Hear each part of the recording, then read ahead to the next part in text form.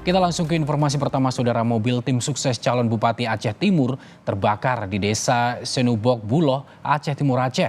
Kejadian ini diduga dilakukan oleh orang tak dikenal. Assalamualaikum warahmatullahi wabarakatuh. Yolong Muhammad Nazir. Alhamdulillah. Mobil milik tim ses salah satu pasangan calon bupati di Kabupaten Aceh Timur terbakar saat terparkir di samping rumah pemilik mobil Selasa malam. Warga mengaku melihat percikan api pertama kali dari bagian depan mesin mobil. Api dengan cepat membakar dan menghanguskan seluruh bagian mobil. Pemilik mobil mengaku kerap mendapatkan ancaman dan intimidasi selama menjadi tim ses paslon. Saat ini kasus dalam penyelidikan Polres Aceh Timur. Sebelum peristiwa ini terjadi, saya ada beberapa kali mendapat ancaman.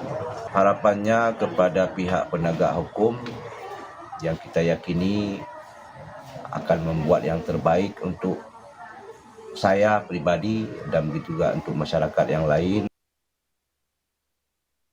Pasca kebakaran, Kasat Reskrim Polres Aceh Timur menggelar olah kejadian perkara. Sejumlah barang bukti akan dibawa ke Laboratorium Forensik Polda Jatim untuk pemeriksaan lebih lanjut. Polisi menyebut akan menyelidiki dugaan tindak pidana pembakaran mobil oleh orang tak dikenal.